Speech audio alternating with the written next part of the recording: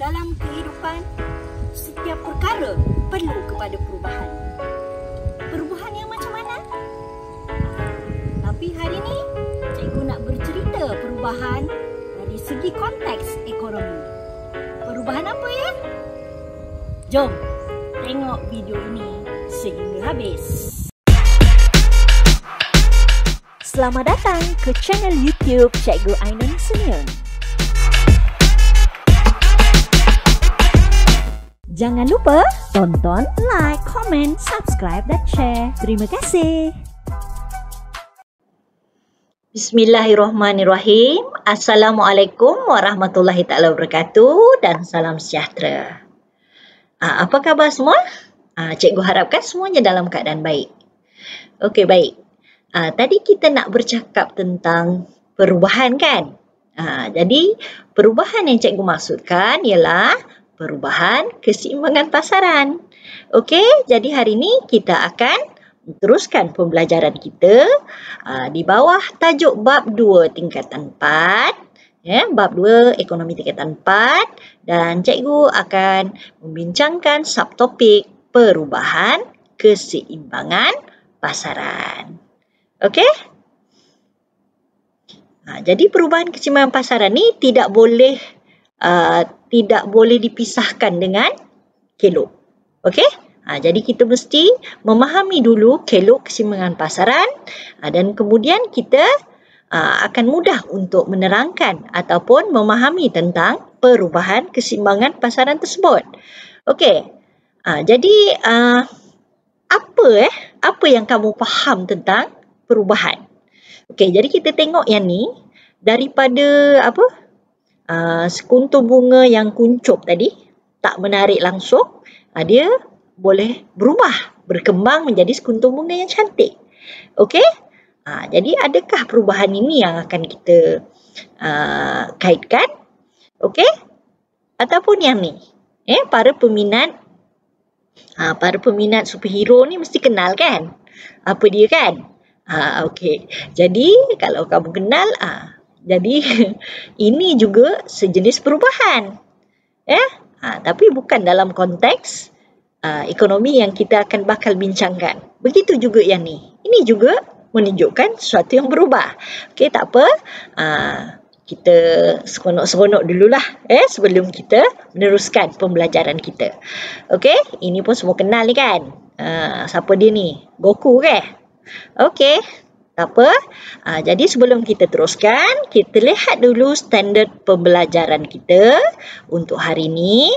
Okey, jadi di bawah bab 2, standard pembelajaran 2.1.13,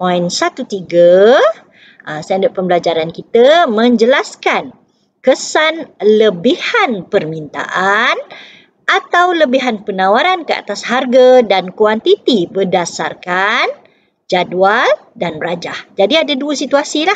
Nanti kita akan tengok jadual dan kemudian kita akan gunakan rajah. Okey, untuk menjelaskan keadaan-keadaan itu. Dan yang kedua, 2.1.14 menganalisis kesan. Kesan perubahan permintaan atau perubahan penawaran ke atas keseimbangan pasaran.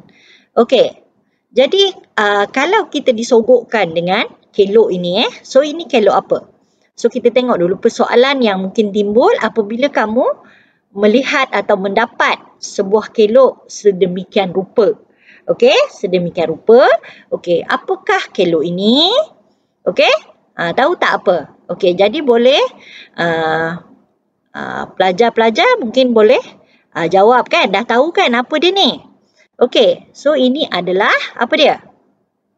Kelok keseimbangan pasaran. Jadi semua kenal. Okey, kemudian kita ada perkara-perkara yang biasa ditanya dengan rajah ataupun kelok ini, mana titik keseimbangan pasaran? Okey, manakah titik dia? Okey, jadi semua orang tahu titik keseimbangan pasaran pada EO. Betul?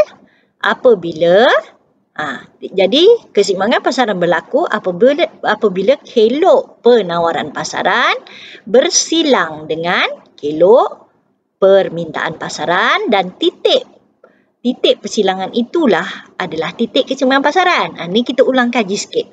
Sebelum ni kita dah kepada mereka yang belum menonton video untuk keseimbangan pasaran, bolehlah menontonnya selepas ini supaya kefahaman kamu lebih untuk kita membincangkan kesinambungan perubahan keseimbangan pasaran itu sendiri. Okey, jadi apakah yang akan berlaku apabila sekiranya kita ada dua situasi yang lain, iaitu lebihan penawaran kat atas ni lebihan penawaran.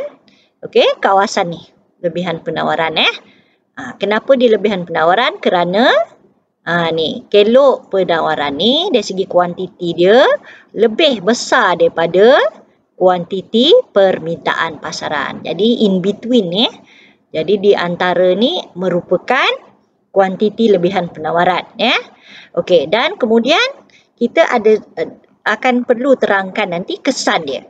Ni yang kita nak ceritakan. Okey, kemudian seterusnya situasi kedua adalah lebihan permintaan. Di kawasan sini. Jadi kalau kamu perhatikan sekarang, kelok permintaan pasaran ni dia pula terjojol kan. Dia lebih kat sini bermakna kuantiti permintaan pasaran lebih besar daripada kuantiti penawaran pasaran. Berapa lebih dia? Jadi in between ni. Jadi kalau kita tengok pada rajah ni tadi 18 tolak 8 lah. 18 tolak 8, so kita ada berapa? Berapa? 10 lah kan? Dari segi kuantiti dia. Jadi kita akan terangkan kesan dia dari segi kuantiti, dari apa kesan dia terutama kepada harga. Terutama kepada harga itu sendiri. Okey. So, itulah perkara-perkara yang bakal kita bincangkan. InsyaAllah mudah sahaja. Okey. So, sebelum tu kita refresh balik ataupun kita nak uji balik ingatan kamu untuk pengetahuan sedia ada untuk keseimbangan pasaran yang sebelum ni kan. Okey, jadi pada keseimbangan pasaran kita dah berdasarkan andaian ceteris paribus. Ceteris paribus ni maknanya faktor-faktor lain tidak berubah. Okey? Jadi kita mengandaikan bahawa faktor-faktor penentu permintaan. Jadi untuk faktor-faktor penentu permintaan juga kamu boleh menonton video cikgu yang sebelumnya ada tentang penentu permintaan sebab dia berkait dan juga penentu penawaran jadi maknanya faktor-faktor penentu permintaan dan penawaran bukan harga itu tidak berubah. Yang berubah hanyalah harga barang. Okey, so sebab kita ada dalam keseimbangan pasaran okey, kemudian tetapi dalam keadaan sebenar banyak benda sebenarnya faktor yang berubah. Bukan harga barang itu sahaja yang berubah. Jadi kita juga terdapat faktor-faktor penentu yang lain. Contohnya harga barang lain. Okey, untuk permintaan, cita rasa. Dan untuk penawaran kita ada tingkat teknologi, harga faktor pengeluaran. Jadi perkara-perkara ni kamu kena kuasai terlebih dahululah. Untuk kamu nak kenal pasti nanti di efek yang mana satu. Okey. Jadi apabila penentu bukan harga barang itu berubah, kelok permintaan dan kelok penawaran akan beralih ke kiri atau ke kanan. Okey? Dan seterusnya menyebabkan keseimbangan pasaran turut berubah. Sebab yang sebelum ni kita bincangkan keseimbangan pasaran tu dia main turun naik harga sahaja kan. Harga barang itu sendiri. Tetapi sekarang kita melibatkan faktor-faktor lain. Selain daripada harga barang itu sendiri, dua-dualah faktor penentu permintaan dan faktor penentu penawaran. Jadi kalau masih lagi muskil, masih lagi jerbu-jerbu, rasa keliru, kamu boleh lihat ataupun ulang kaji balik faktor-faktor ataupun subtopik yang berkait sebab dalam ekonomi ni kita tak boleh elak dia memang cross tajuk. Dia memang rentas. Satu tajuk dengan tajuk yang lain. Sebab tu kamu pastikan kamu kena kuasai setiap tajuk dengan baik supaya kamu boleh jelaskan sesuatu konsep ekonomi itu dengan lebih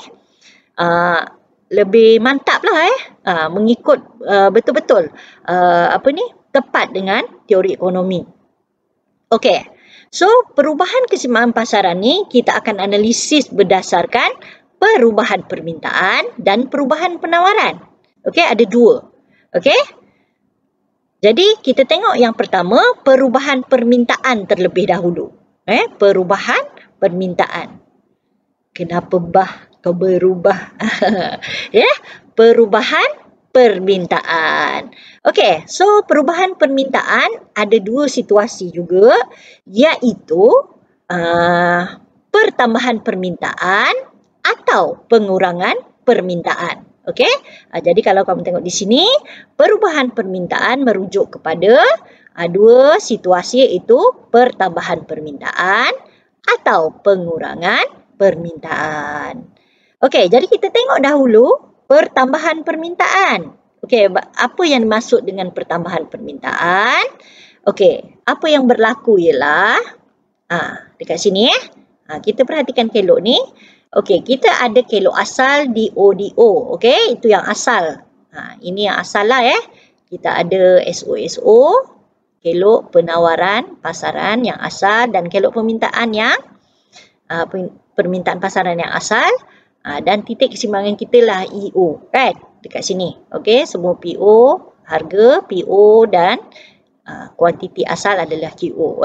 Jadi pertambahan permintaan dia akan menyebabkan kelok permintaan beralih ke kanan. Okey, dia beralih ke kanan. So macam mana kita nak terang benda ni, situasi ni? Okey, jadi kita tengok dulu. Tambahan permintaan tadi Okey, so kelok permintaan saja yang akan beralih dan kelok penawaran tetap. So dalam situasi ini kita andaikan hanya permintaan saja berubah sebab kalau berubah dua-dua nanti kita ni jadi di sini andaian kita kelok penawaran adalah tetap. Kita highlight kepada sebab dia situasi ni biasanya dia melibatkan pengguna lah pengguna. So pengguna ataupun individu dia akan melibatkan permintaan. Okey. Kemudian kelok permintaan akan beralih ke kanan. Ini ditunjukkan tadi beralih daripada DO ke D1 itulah peralihan kelok Jadi rajah 2.16 ni menunjukkan pertambahan permintaan ini situasi pertambahan permintaan. So kita tengok seterusnya kesan dia. Apa kesan pertambahan permintaan? Okey, pertama sekali tadi kita kena sebut bahawa kelok permintaan beralih ke kanan. Ke kanan mana? Ni DO ke D1. So sebutlah. Dan kita boleh sebut juga bahawa kelok penawaran adalah tetap. Okey, so yang tu faham Mula-mula kita sebut dahulu tentang peralihan kelok. Okey? Kalau bertambah dia akan beralih ke kanan. Okey? Ingat. Jadi peralihan ke kanan menunjukkan pertambahan permintaan. Okey, jadi permintaan lebih banyak dari penawaran. Betul tak? Okey. So sekarang dari penawaran maka wujud lebihan permintaan. Sekarang ni permintaan dah bertambah. Okey, situasi ni akan menyebabkan lebihan permintaan. Lebihan permintaan, jadi apa kesan dia terhadap harga? Okey, jadi harga akan meningkat. Okey? Daripada PO ke P1 sebab kita tarik yang ni, kita akan dapat keseimbangan baru kan? Jadi dia akan menyebabkan, dia akan mendorong harga untuk naik. Sebab situasi ni dia akan menjadikan situasi lebihan permintaan. Okey, bagaimana pula dengan kuantiti? Jadi tadi cikgu dah sebut bahawa keseimbangan baru wujud pada titik E1 kan? Di mana kita dapat titik keseimbangan ni dia mesti bersilang. Maknanya kelok DD ataupun kelok permintaan pasaran yang baru tadi dia bersilang dengan kelok penawaran yang asal, maka keseimbangan pasaran baru terbentuk. Maknanya di titik E1 itu Okey. Jadi oleh itu harga meningkat dari PO ke P1 dan kuantiti kita tengok kat sini. Kuantiti juga meningkat. So bermakna harga dan kuantiti keseimbangan baru kita sekarang adalah pada harga pada P1. Kita punya kuantiti pada Q1. Bermakna apa? Kesimpulan dia, kita boleh simpulkan bahawa pertambahan permintaan akan menyebabkan harga. Harga dan kuantiti keseimbangan akan meningkat. Okay? Harga dan kuantiti keseimbangan akan meningkat. Okey, itu baru satu situasi. Okey, seterusnya, kalau kita nak gunakan jadual, gunakan jadual, kita boleh tengoklah dekat sini. Jadi bermakna ini daripada permintaan tu, maknanya tadi permintaan tu bertambah lah. Ini kita nak tunjuk saja jadual. Okey, pertambahan tu, sebab itu dia beralih ke kanan, sebab semua bertambah. Ni. Semua bertambah. Contohnya kat sini kita tambah 5, 5, 5. Okey? Okey. So, itu tadi pertambahan permintaan kan? Okey, kalau kita nak cerita, apa rasanya faktor-faktor yang menyebabkan pertambahan permintaan? Okey, jadi kamu boleh rujuk semula faktor penentu permintaan selain daripada harga barang itu sendiri. Kita ada beberapa kan? Tak apa, dekat sini cikgu tunjukkan. Contoh dia, harga barang pengganti naik. Harga barang pengganti naik, maknanya pengguna tidak akan beli barang pengganti yang mahal, dia akan membeli barang yang ada lah, barang inilah. Contoh dia. Kemudian menyebabkan harga barang tadi, permintaan untuk barang tersebut akan bertambah. Contohnya kita ada Milo dengan Wiko kan. Okey, kalau sekiranya harga, kita cerita sekarang ni Milo. Okey, jika harga barang pengganti naik. Okey, katalah harga Wiko mahal. Jadi individu akan membeli, meminta lebih banyak Milo lah. Okey, itu menyebabkan permintaan bertambah lah. Pertambahan dalam permintaan. Okey, kalau harga barang penggenap turun, jadi kalau harga barang penggenap turun, contohnya harga untuk pencetak. Harga pencetak turun. Okey, jadi orang akan beli pencetak kan. Jadi permintaan untuk cartridge ataupun ink cartridge lah, yang kita ink untuk kita print tu akan bertambah. Jadi pertambahan ini cikgu terangkan secara ringkas sahaja. Okey, kemudian pendapatan meningkat. Okey, jika pendapatan meningkat, kesan dia akan meningkatkan kuasa beli kepada pengguna. Jadi permintaan pengguna juga akan meningkat. Ini antara faktor-faktor yang boleh menyebabkan pertambahan permintaan. Kemudian citarasa bertambah. Maknanya individu suka atau gemar kepada satu model telefon misalnya, jadi automatik dia punya permintaan juga akan bertambah. Kemudian kita ada musim perayaan. Jadi musim perayaan juga masuk dalam penentu permintaan. Sebagai contoh, bila musim perayaan, permintaan untuk apa yang biasa bertambah? Permintaan untuk kuih raya, permintaan untuk baju kurung, baju Melayu dan sebagainya. Yang berkait dengan barang-barang raya lah.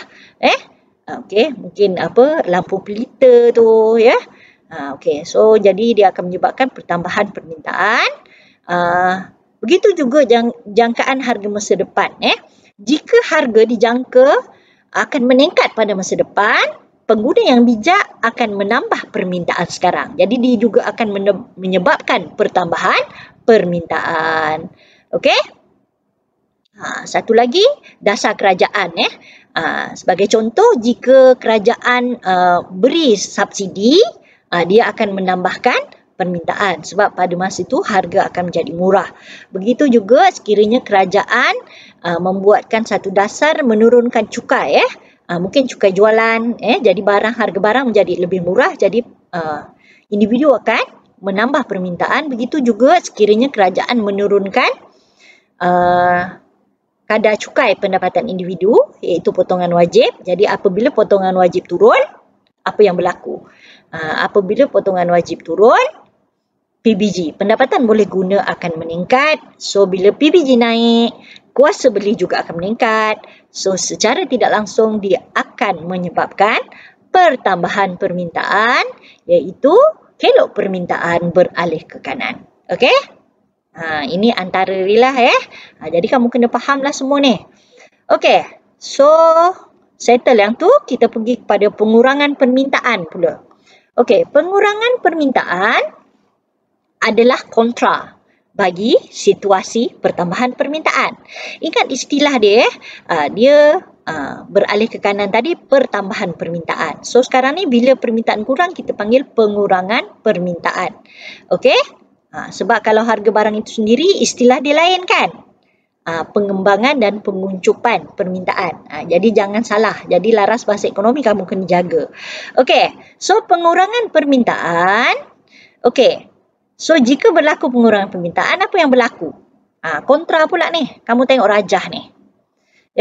Rajah ni menunjukkan apa? DO asal akan beralih ke kiri kan? Akan beralih ke kiri. Okey, so kelok permintaan sahaja yang akan beralih dan kelok penawaran tetap beralih ke mana? Beralih ke kiri. Beralih ke kiri, Tadi ke kanan, sekarang dia ke kiri. Okey. So, kita tengok seterusnya. So, DO ke D1 beralih ke kiri tadi, ni, ke kiri. Okey. Jadi, dalam rajah ni, rajah poin 217 ni menunjukkan situasi pengurangan permintaan kan? Jadi, kita nak cerita lebih lanjut. Okey, kesan dia. Kesan pengurangan permintaan. Okey. Kelok permintaan beralih ke kiri, DO ke D1 atau dalam kelas cikgu lebih suka gunakan dodo ke didi. Okey. Beralih ke kiri dari dodo ke didi. Lepas tu kita ada situasi ni akan menyebabkan penawaran lebih banyak dari permintaan sebab dia permintaan dah berkurang sedangkan penawaran tu tetap. So akan wujud lebihan apa? Lebihan penawaran. So apabila wujud lebihan penawaran, apa akan berlaku? Harga akan cenderung untuk turun kan? Jadi kat sini pun kita boleh nampak sebab bila dia beralih ke kiri, keseimbangan baharu telah pun dibentuk di I1. Maknanya titik persilangan baharu antara kelok permintaan baharu dengan kelok penawaran asal tadi membentuk keseimbangan baharu. Jadi kita tanda sebagai I1 kat sini. So kamu perhatikan rajah tu. Apa berlaku kepada harga dan kuantiti tadi? Okey, harga akan turun. Turun daripada PO1 ke PO ke P1. Okey, kuantiti juga berkurangan daripada QO ke Q1. Sebab tu kelok ni sebenarnya dia mudah kalau kamu faham. Tak payah hafal apa benda pun. Jadi kalau biasanya pelajar yang dah mahir dengan kelok, dia lagi suka lukis kelok. Tapi cikgu biasa memang sebut kelok tapi ada orang sebut kelok. Ikutlah janji, meaning dia sama. Kelok ke kelok ke. Okey, so kita tengok harga dan kuantiti keseimbangan baharu pada P1 dan Q1. Jadi kalau kamu perhatikan tadi dua-dua keluar kan? Dua-dua turun kan? Okey, kesimpulan dia, pengurangan permintaan menyebabkan harga dan kuantiti keseimbangan menurun. Ini dikesan daripada pengurangan permintaan tadi. Okey? So, kita tengok pula apakah faktor yang menyebabkan pengurangan permintaan. Okey. So, dia kontra kepada tadi. Jadi, sekarang ni harga barang pengganti turun. Okey. Bila harga barang pengganti turun, contohnya tadi, harga Vico tu dah turun semula. Jadi, orang beli Vico, orang tak belilah Milo. Jadi, permintaan untuk Milo akan berkurang. Jadi, pengurangan permintaan lah. Begitu juga dengan harga barang penggenap naik. Okey, kalau sekiranya harga pencetak tadi meningkat, orang tak beli pencetak, maka orang tak belilah ink cartridge tadi. Jadi dia menyebabkan pengurangan permintaan juga. Okey. Pendapatan berkurangan, apabila pendapatan berkurangan, kuasa beli akan berkurang. So apabila kuasa beli berkurang, dia akan memberi kesan kepada permintaan. So akan berlaku pengurangan permintaan. Okey, cita rasa berkurangan. Kalau tadi suka kan, belilah. Ini Allah tak suka. Bila tak suka, cita rasa berkurangan. Jadi individu tadi tak beli. So akan berlaku pengurangan permintaan. Dia tak minat. Tak minat dengan model tu ke, tak minat dengan brand tu ke, ya. Okey. Kemudian musim di luar musim perayaan. Maknanya tak ada perayaan masa tu. Jadi permintaan untuk barang-barang yang berkaitan dengan perayaan, musim di luar musim dia memang kurang lah, kurang dari segi permintaan itu, pengurangan permintaan. Okey, so jangkaan harga masa depan rendah. So jika sekiranya pada masa hadapan harga dijangka akan turun, jadi apa yang berlaku? Pengguna tak belilah sekarang. Kan? Dia stop buying, dia akan tunggu masa murah. Itu pengguna yang rasional. So kalau contohnya kita dengar suatu barang nak turun harga pada macam contohlah kita ada yang tiap bulan tu kan, shopping online tu. Okey, dia kata hari tu 12-12. Kita tahu 12-12 nanti turun harga banyak kan? Tak belilah. Sebelum tu kita akan beli masa depan nanti. Masa yang murah. Nanti mungkin tahun awal 2021 pun sama, 11 kan, ataupun nanti tahun depan yang cantik nombor 2 hari bulan 1 2 tahun 2021 21 tapi tak apalah, jadi itu contohlah. Okey, so satu lagi, kalau sekiranya dasar kerajaan, di bawah fakta dasar kerajaan menarik subsidi, dah tak ada dah subsidi, jadi harga suatu barang akan meningkat, jadi menyebabkan pengurangan permintaan juga. Dan satu lagi situasi yang boleh berkait dengan kerajaan adalah menaikkan cukai, menaikkan kadar cukai pendapatan ataupun cukai jualan. Jadi kalau menaikkan kadar cukai pendapatan, so bermakna PBG individu akan berkurang, so kuasa beli dia akan kurang. Bila kurang, permintaan dia akan turun lah. Pengurangan permintaan. Begitu juga sekiranya cukai jualan, cukai barang dan perkhidmatan ini dinaikkan, jadi dia akan menyumbang kepada peningkatan harga, so akan memberi kesan pengurangan permintaan terhadap suatu barang itu. Okey? Jadi boleh kan? Okey, so dah habis tentang permintaan. Sekarang kita cerita penawaran pula.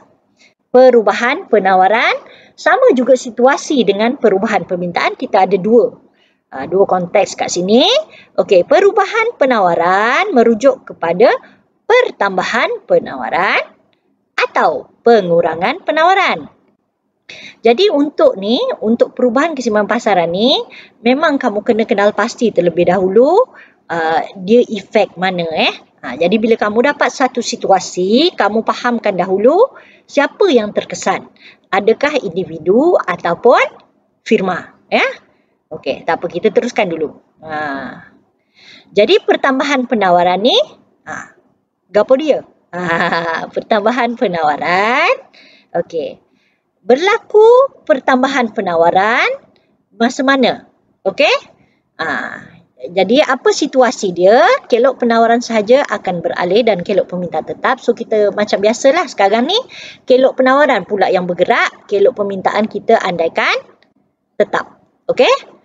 Jadi bila dia bergerak, kalau pertambahan penawaran, kelok penawaran beralih ke kanan. Ingat, pertambahan dia sentiasa ke kanan. Kan? Benda yang positif ke kanan. Kalau ke kiri yang negatif. Okey? Yang berkurang. Okey, so pertambahan penawaran ditunjukkan oleh kelok penawaran beralih ke kanan. So ke sisi. SO, kelok asal. Kelok penawaran asal beralih kepada kelok penawaran yang baru. S1. So Rajah 2.18 ni menunjukkan pentambahan penawaran dan permintaan adalah tetap. Seterusnya kita lihat pula kesan pertambahan penawaran jadi kita tengok apa kesan dia. Okey, first kali kita tengok pada rajah ni tadi apa yang berlaku. Okey, kelok penawaran beralih ke kanan jadi kelok penawaran beralih daripada SO ni tadi yang asal ke S1 so ke sisi. So kuantiti penawaran lebih banyak daripada kuantiti permintaan. Okey, sebab kelok permintaan dia tetap Kelok permintaan sekarang tetap kalau tadi untuk permintaan kelok penawaran tetap. Okey. Kuantiti penawaran lebih banyak dari kuantiti permintaan, jadi harga akan cenderung untuk turun daripada PO ke P1 ke mana? Kepada titik keseimbangan yang baru Sebab apabila kelok S1 bersilang dengan kelok DO ni, jadi titik persilangan ini merupakan titik keseimbangan baru jadi kita tandakan sebagai E1. Bermakna nanti harga yang asal akan cenderung untuk turun dan kuantiti pula akan meningkat. Kuantiti penawaran akan meningkat. So keseimbangan baru tadi kita dapat di titik E1. Okey. Seperti yang cikgu dah terangkan tadi, harga akan turun daripada PO ke P1 dan kuantiti penawaran akan meningkat daripada QO ke Q1. Harga dan kuantiti keseimbangan baru ialah pada jadi harga keseimbangan baru yang ini P1 sebab dia ikut pada titik keseimbangan baru lah kan. Okey, Q1 adalah kuantiti keseimbangan yang baru. So kesimpulan dia, pertambahan penawaran ni, situasi pertambahan penawaran apabila kelok penawaran beralih ke kanan, kesan dia apa? Harga keseimbangan akan turun. Okey, harga keseimbangan akan turun dan kuantiti keseimbangan akan meningkat. Okey. Boleh Jadi kita tengok pula apa faktor-faktor yang mungkin menyebabkan situasi ini. Okey. So kalau kita nak nyatakan faktor yang menyebabkan pertambahan penawaran yang berkait dengan rajah ni, ini antara faktor-faktor yang boleh kita kaitkan Tapi kalau dalam soalan nanti kamu kena tengok situasi lah mana yang sesuai kan. Okey, sebagai contoh harga faktor pengeluaran menurun. Okey, apabila harga faktor pengeluaran menurun akan menyebabkan kos pengeluaran juga akan turun kan. Sebab harga faktor pengeluaran ni termasuklah harga bahan mentah jadi mungkin harga mesin dan sebagainya faktor-faktor pengeluaran mungkin upah buruh kalau dia menurun, so bermakna kos pengeluaran akan menjadi berkurang menyebabkan penawaran akan bertambah. Okey, itu satu situasi. Situasi yang kedua yang mungkin menyebabkan pertambahan penawaran adalah cuaca yang baik. Okey, cuaca yang baik contohnya nelayan boleh hari-hari boleh turun ke laut dan dapat hasil tangkapan yang agak banyak, jadi menyebabkan penawaran terhadap ikan akan meningkat. Okey, so pertambahan penawaran akan berlaku untuk ikan. Okey, kemudian tingkat teknologi moden atau terkini. Okey, jika sekiranya firma menggunakan tingkat teknologi yang canggih kan, moden, bermakna dia akan meningkatkan produktiviti dia. Daya pengeluaran akan meningkat. So yang ini juga akan menyumbang kepada pertambahan penawaran. Begitu juga dengan jangkaan harga masa depan, harga murah. Okey, kalau untuk firma dia melihat melihat benda ni jangkaan harga masa depan sebab dua-dua ada faktor penentu permintaan pun ada, faktor penentu penawaran juga ada. Okey, jangkaan harga masa depan, harga murah. So apa yang berlaku? Apa dia? Jadi dia penawaran dia sekarang dia tambah sebab sekarang harga dia mahal. Okey, sebab kalau dia tunggu masa depan nanti harga murah kan. Sebab kita tahu firma dia hukum penawaran apabila harga meningkat, kuantiti penawaran akan meningkat. Okey, tapi yang ini sebab dia jangkakan harga akan turun pada masa depan. So sekarang ni lebih mahal lah. Jadi maknanya dia akan buat penawaran, ekstra penawaran lah sekarang. Okey? Kemudian matlamat pengeluar untuk maksimumkan jualan. Okey, jika sekiranya sebab pengeluar ni dia ada 3 matlamat sebenarnya yang biasa kita buat adalah memaksimumkan keuntungan. Tetapi jika matlamat pengeluar untuk memaksimumkan jualan, dia akan keluarkan banyak. Maknanya dia akan tambah pengeluaran. Contohnya mungkin dia nak bagi orang kenal produk dia terlebih dahulu. Buy one free one, dia untuk maksimumkan jualan supaya maknanya bila orang dah kenal produk dia, dia boleh jual lah selepas itu, mungkin naikkan harga dan sebagainya. Okey. Kalau dasar kerajaan pula, dari segi penawaran, kerajaan beri subsidi. Jadi di sini kerajaan beri subsidi kepada pengeluar. Jadi pengeluar boleh mengurangkan kos pengeluaran. So bila kos pengeluaran murah, jadi pengeluar tadi boleh jual dengan lebih murah. Okey, so dia boleh keluarkan dengan banyak. Okey, so cukai kurang.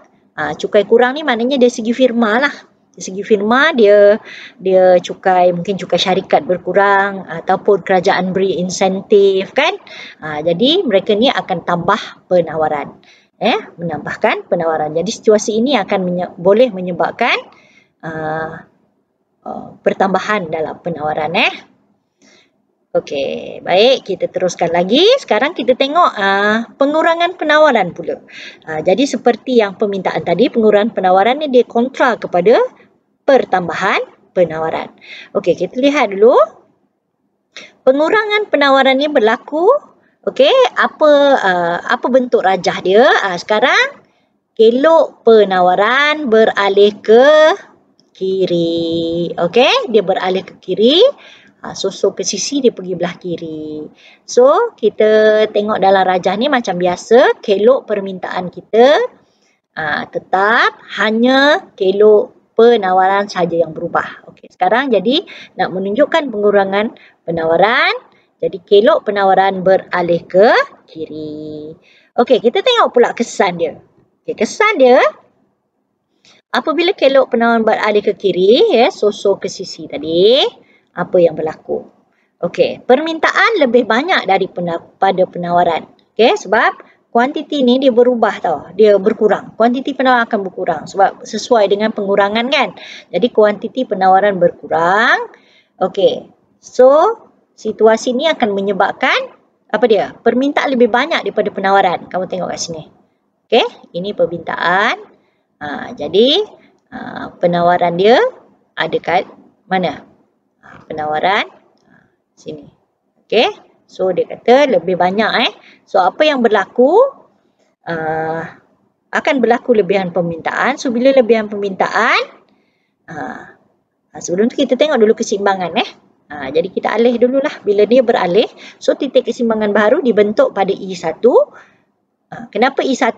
Kerana persilangan kelok penawaran baru dengan kelok permintaan tadi akan membentuk keseimbangan baru. Jadi harga ada kat sini. Harga keseimbangan yang baru. Jadi macam mana tu? Harga dia. Harga naik. Okey. Naik daripada PO ke P1 bermakna dia cenderung untuk meningkat. Sebab dia meningkat ke mana?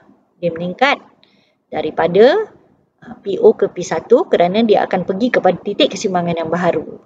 Okey. Jadi begitu juga dengan kuantiti keseimbangan. Kuantiti keseimbangan apa yang berlaku? Kuantiti keseimbangan sekarang berkurang. Berkurang. Sebab ini pengurangan penawaran kan. Jadi kuantiti penawaran juga akan berkurang. Okey. So kesimpulannya yang kita boleh buat, kesan daripada pengurangan penawaran. Okey, harga keseimbangan akan meningkat. Okey. Kuantiti keseimbangan akan turun. Okey. Jadi ini dia punya situasi dia lah, kesan dia daripada pengurangan penawaran.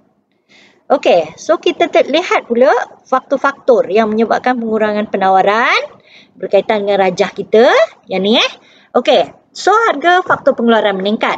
Kalau tadi dia turun, sekarang ni dia meningkat. Bila harga faktor pengeluaran meningkat, apa yang berlaku? Firma akan kurangkan kurangkan kuantiti pengeluaran dia. Maknanya penawaran akan berkurang lah sebab kos pengeluaran mahal kan. Okey, begitu juga dengan cuaca buruk. Okey, bila cuaca buruk tadi, contoh kita nelayan tadi, dia tak dapat pergi ke laut. Jadi ikan, penawaran untuk ikan akan berkurang. Okey, tingkat teknologi lama ataupun tak guna teknologi pun, dia guna yang tradisional sahaja. Dari segi pengeluaran, penawaran akan berkurang. Jangkaan harga masa depan akan tinggi. Okey, so bila jangkaan harga masa depan tinggi, so sekarang apa? Sekarang dia kurangkan penawaran. Tunggu masa harga tinggi. Okey, matlamat pengeluar maksimumkan keuntungan. Kalau dia nak maksimumkan keuntungan, biasanya dia jual sikit lah. Dia kurangkan kos pengeluaran. Dia nak tingkatkan, maksimumkan keuntungan dan kurangkan kos. Minimumkan kos pengeluaran. So, dia akan kurangkan pengeluaran. Okey, dan kalau dari segi dasar kerajaan tadi, elok dah tadi bagi subsidi, sekarang tarik semula. Okey, tak ada subsidi, jadi barang tersebut akan meningkat harga. Harga akan meningkat, jadi menyebabkan dia kos pengeluaran akan meningkat. So, lepas tu cukai syarikat pula meningkat. Lepas tu tak dapat insentif dan sebagainya. Jadi ini akan mendorong kepada pengurangan penawaran. Okey, dari segi dasar kerajaan. Okey, boleh faham kan? Okey, jadi settle kita untuk yang itu. Jadi untuk kefahaman, kita cuba tengok beberapa soalan dan juga situasi. Dan kita cuba kenal pasti. Okey, kalau kata kita dapat situasi ini. Di bawah faktor dasar kerajaan, sebab dasar kerajaan kita dua-dua ada permintaan dengan penawaran. So, kamu kena hati-hati. Okey, sekarang ni kerajaan menaikkan kadar caruman KWSP pekerja. Apakah kesan kepada pasaran barang? Okey, so KWSP dia direct dengan individu kan, dengan pekerja. So, bermakna dekat sini apa yang akan efek adalah permintaan. Jadi, seperti yang kita dah belajar sebelum ni, KWSP merupakan salah satu potongan wajib. Okey? So, potongan wajib, dia akan efek apa? Pendapatan boleh guna. Okey, jadi agak-agaknya, ini akan menyebabkan pertambahan ke pengurangan permintaan. Okey. Ada tak yang boleh jawab? Okey, kita tengok. Kerajaan menaikkan kadar caruman KWSP pekerja. Apakah kesannya kepada pasaran barang? Okey, cikgu keluarkan dahulu rajah yang berkaitan. Okey, betul tak? Pelajar-pelajar jawab. Ini akan menyebabkan pengurangan permintaan bukan? Kenapa? Kenapa? Okey, jadi situasi ni, apabila potongan wajib naik, iaitu caruman KWSP, sebab KWSP merupakan potongan wajib kan? Potongan wajib kita ada 4. Dia akan efek ataupun memberi kesan kepada pendapatan boleh guna. Okey, bila PBG naik, bila potongan wajib naik, pendapatan boleh guna ataupun PBG akan turun. Apabila PBG turun, kuasa beli turun bukan? Jadi apabila kuasa beli turun, dia akan efek kepada permintaan. Permintaan akan turun. Dan kita andaikan penawaran adalah tetap. So, kelok permintaan beralih ke kiri. Okey? Sebab kalau kamu jawab kesan pasaran, inilah benda-benda yang kamu kena sebut.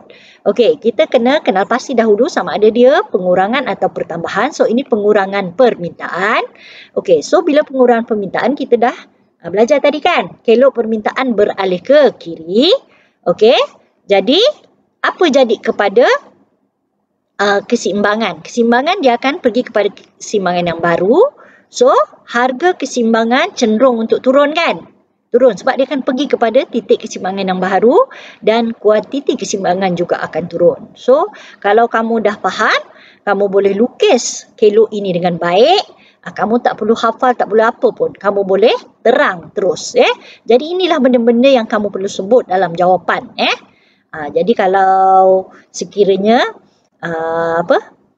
kalau dalam kelas cikgu, biasanya cikgu kata 4 rukun. So ada 4 benda lah. Mula kita tengok dia apa yang naik, turun.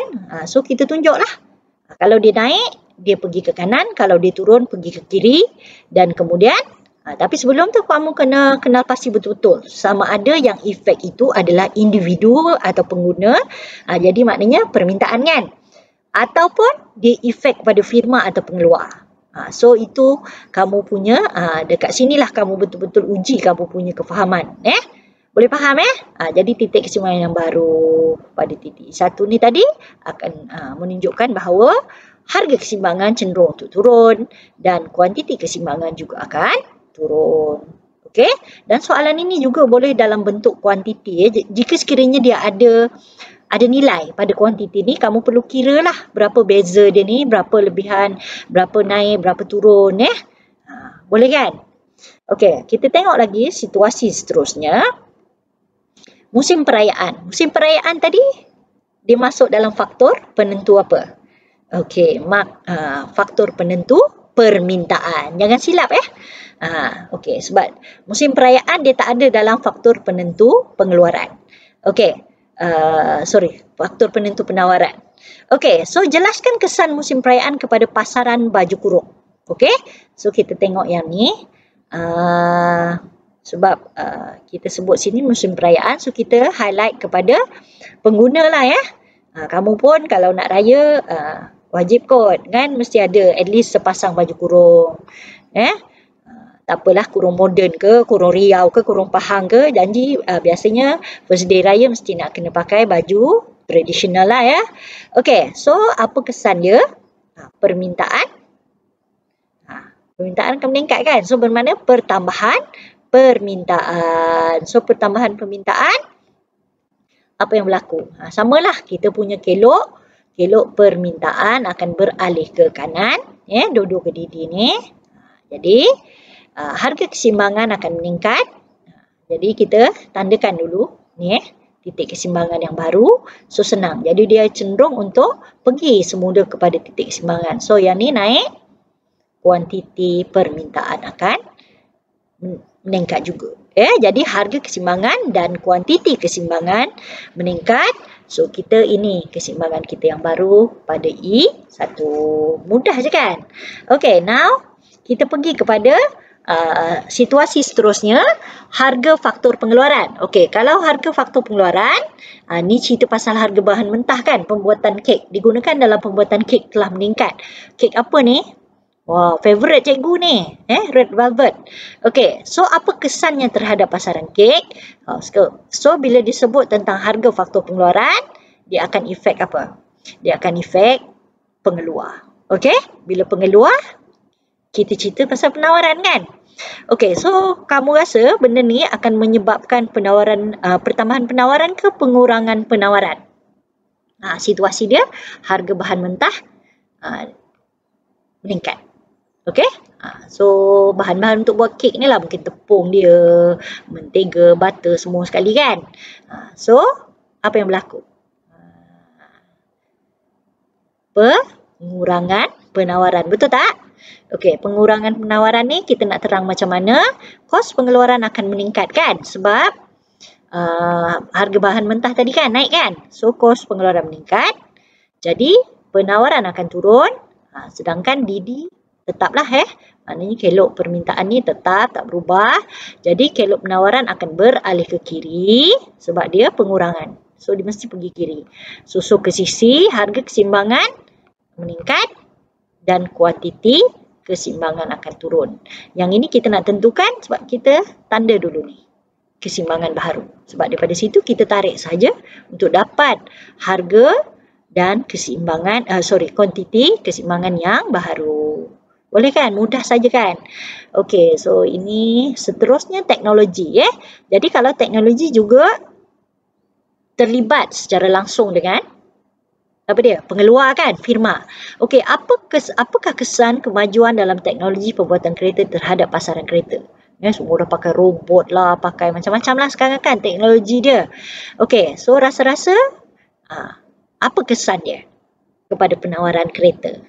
Pasaran, walaupun dia pasaran kat situ, bila kamu jawab kamu tak boleh kata pasaran kereta akan meningkat, tak boleh. Jadi kamu mesti pastikan Dia permintaan atau penawaran. Dia tak boleh kamu sebab ada pelajar yang cenderung untuk jawab dia sampai ke sudah dicerita pasaran kereta meningkat, pasaran kereta gini. Tak boleh maknanya dia kita tengok memang pasaran kereta tapi dari segi apa? Jadi sekarang ni dari segi pengeluar kan, penawaran. Okey, apa yang berlaku? Guna teknologi canggih kot ni, kan? Okey. So pertambahan penawaran, betul. Okey, pertambahan penawaran. So macam tadi jugalah bila kita cerita pertambahan penawaran. So kita guna teknologi canggih, dia akan menyebabkan penawaran meningkat, sedangkan permintaan adalah tetap. Kita andai permintaan adalah tetap. So kelok penawaran beralih ke kanan, okey, daripada sosok ke sisi, jadi harga keseimbangan akan turun, dan kuantiti penawaran akan meningkat. Okey, kenapa dia turun? Kita gunakan titik keseimbangan baharu ni sebagai indikator kita. Kita dah tarik kat sini, okey, dia akan turun. Jadi begitulah adanya, ya. Mudah saja kan?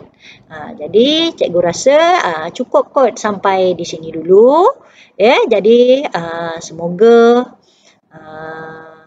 apa yang telah cikgu bincangkan tadi memberi input yang baik untuk kamu dan boleh membantu kamu untuk memahami topik ini dengan lebih baik. Okey, so semoga ianya bermanfaat. Jadi cikgu harap sekiranya video ini kamu suka dan memberi banyak faedah untuk kamu, jom belanja cikgu untuk like dan share kepada mereka yang belum subscribe. Jom pastikan subscribe dan tekan butang loceng untuk video-video cikgu yang seterusnya. Okey, sehingga kita jumpa lagi. Terima kasih. Assalamualaikum. Bye.